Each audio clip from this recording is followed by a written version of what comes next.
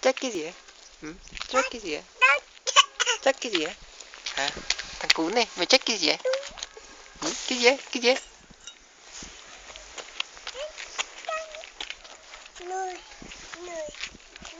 Lùi đâu? Một. Tập thể dục à? 1, 2, 3. Ra ngoài này không này.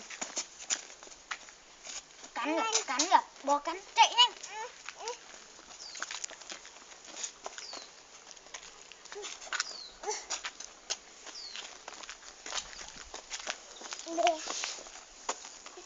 Nước chảy bè trôi. Nước chảy. Đi ở nước chảy đi.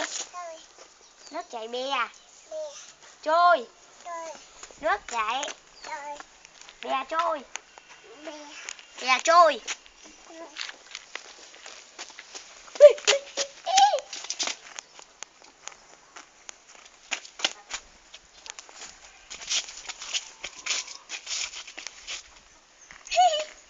Ôm chân, ôm chân. Ôm chân.